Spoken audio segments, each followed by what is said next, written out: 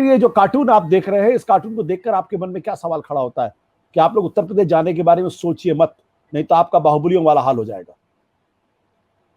देखिए, इस विषय पे आने से पहले मैं इसकी थोड़ी सी एक बैकग्राउंड बता देता हूं। आज बहुत बढ़िया आर्टिकल एक इंडियन एक्सप्रेस में छपा, ये फैंटम डेमोक्रेसी करके, अगर इसको बड़ा करके आप अपने दर्शकों को दिखाना चाहें तो ये बता रहा है, ये जो जॉन कीन है, इन्होंने एक पुस्तक लिखी है, to kill a democracy, India's passage to despotism.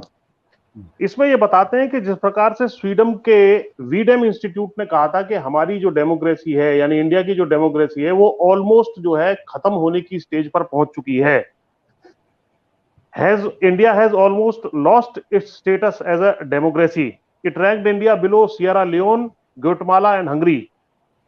और आगे ये बताता है कि काफी सारी ऐसी सरकारें हैं, चाहे इजिप्ट की हो, थाईलैंड की हो, म्यांमार, ट्यूनीशिया की हो, ये तमाम जो सरकारें हैं, अंत में यहाँ डेमोक्रेसी इन देशों में समाप्त हुई, क्योंकि वहां इस तरह के शासक जो है सत्ता में आए, जिस प्रकार हिंदुस्तान में गला घोटने का काम, चाहे वो आंदोलनों का हो, चाहे वो किसी मीडिया का हो, आम नागरिकों का हो, या कोई भी व्यक्ति जो इनसे प्रश्न पूछे या प्रश्न उठाए, और वहां से लेकर के जिस प्रकार से ये जासूसी कांड हुआ है, यानी कि एक तरीके का पहरा जो है कलम पर, और जो है सारी चीज तंत्र के ऊपर बिठा दिया गया है। ऐसा तंत्र बैठ गया है सबके सर के ऊपर कि हर व्यक्ति भयभीत है। कोई इनके खिलाफ, जैसे दैनिक भास्कर ने इनके खिलाफ स्टोरी लगाई थी, उसके बाद आपने देखा किस प्रकार से छापेमारी की, भारत समाचार के ऊपर छापेमारी की गई, तमाम मीडिया चैनल्स को दबाने की कोशिश की गई, ट्विटर आदि को भी दबाने की कोशिश की जा रही है, फेसबुक को पर से मेरे खुद के वीडियो कई बार जो है निकाल दिए जाते हैं, मुझे पता भी नहीं लगता, बाद में लोग बताते हैं कि आपका वीडियो ये चल नहीं रहा, दिख नहीं रहा है। तो ये जो तंत्र है, ये इसी कड़ी में एक अगली चीज जो हो रही है वो ये है कि भैया अगर आप यहां आए, यानी कि किसानों, आपको ये जो है इस कार्टून के माध्यम से, ऑफिशियल ट्विटर हैंडल है पहली बात, और 2 दिन से ये कार्टून लगा हुआ है, और अब मैं जब बोल रहा हूं तो अभी भी मैंने कार्यक्रम शुरू होने से पहले दोबारा चेक किया कि कहीं हो सकता है शर्म आ गई हो, इतनी जो है इनकी किरकिरी इस कार्टून के बाद हुई है, लेकिन नहीं, वो हटाया नहीं गया है, उसको हटाने का काम इन्होंने नहीं किया, ऑफिशियल ट्विटर हैंडल पे से ये इस काम को कर रहे हैं। इसका अर्थ सीधा सीधा ये है कि ये एक भय, एक पुलिस स्टेट जो है सारे नागरिकों में इन्होंने व्याप्त कर दिया है, और लोकतंत्र की हत्या कर दी गई है, और लोकतंत्र को तोड़ के मरोड़ के किसी भी तरीके से सत्ता को हथियाना, सत्ता में बने रहना, और उसके लिए एक भय सारे देश में, सारे नागरिकों में, कोई भी हमारे खिलाफ ना बोले, कोई हमसे प्रश्न ना पूछे, इस तरह की बात आ गई है। लेकिन मैं फिर भी, एक आशा है हमें किसानों से, किसान इनसे बिल्कुल भी डरने वाले नहीं है, क्योंकि आपका कार्यक्रम बहुत सारे सरकारी कर्मचारी भी देखते हैं, तो सबके ऊपर इनकी नजर रहती है। मैं बहुत आपके माध्यम से कहना चाहता हूं, किसान किसी हालत में डरने वाले नहीं है।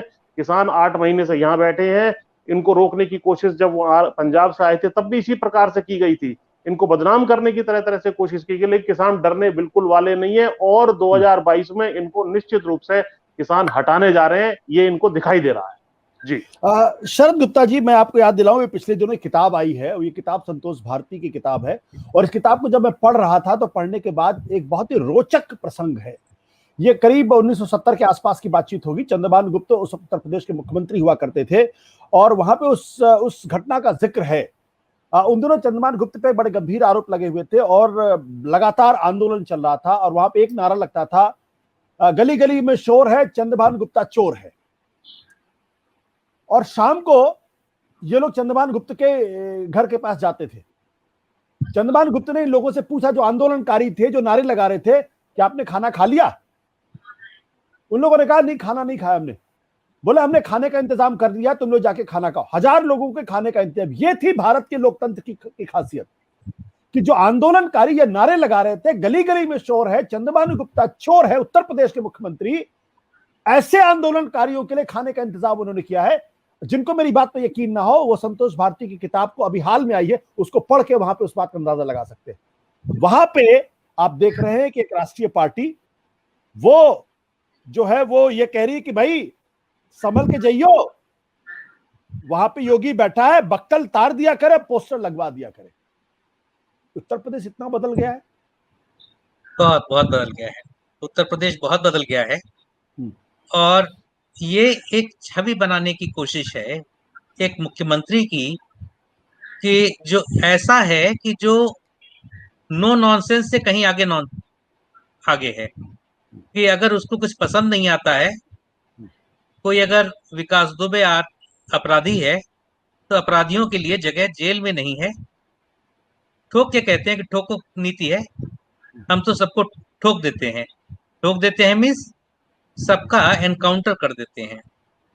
और इसीलिए इस एनकाउंटर नीति पे बड़े सवाल उठे थे जब ये शुरू में आए थे, लेकिन माना ये प्रचारित ये किया गया कि योगी आदित्यनाथ की ठोको नीति की वजह से सभी अपराधी या तो प्रदेश छोड़ के चले गए हैं और या फिर खुद उन्होंने सरेंडर करके जेल में चले गए और या उनका एनकाउंटर कर दिया गया।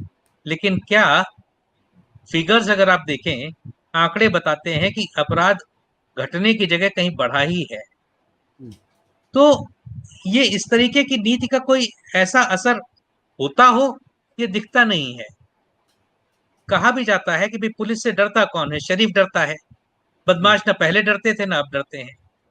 तो ये एक छवि बनाने की कोशिश है। और मैं आपको, चूंकि आप एक पुराना आपने वाकया याद दिलाया चंद्रभान गुप्ता का, तो मैं एक और इसी से रिलेटेड दूसरा है कि जो आज छापे पड़ रहे हैं पत्रकारों पे, मीडिया हाउसेस पे, तो पहले कैसा होता था कि एक उत्तर प्रदेश के बड़े नेता थे हेमवती नंदन बहुगुणा, और 1984 में इलाहाबाद से अमिताभ बच्चन के खिलाफ लड़े और हार गए। और उसके बाद इतना इतना बुरी तरीके से हारे कि अपनी अपनी पार्टी नए सिरे से खड़ी करने की कोशिश कर रहे थे कि एक पत्रकार उनकी रैली में गए और उन्होंने लिखा कि बमुश्किल 500 लोग आए थे, जबकि रहे होंगे कहीं ज्यादा 1000, 1500, 5000 भी रहे होंगे। अगले दिन बहुगुणा जी ने प्रेस कॉन्फ्रेंस की और उन्होंने पूछा कि साहब फलाने फलाने अखबार के पत्रकार मेरी मेरी प्रेस वार्ता में मौजूद है क्या? तो उन्होंने बताया कि हाँ हूँ। कहने लगे ठीक है आइए। और प्रेस कॉन्फ्रेंस खत्म होने के बाद उनको अपने घर के अंदर ले गए, अपनी पत्नी से कहा कि देखिए साहब नए नए आए हैं पत्रकारिता में, बहुत अच्छे तेज तर्रार पत्रकार हैं, इनका जरा मुंह मीठा कराइए। उनका मुंह मीठा कराया गया, पानी पिलाया गया, उनसे कहा नमस्कार।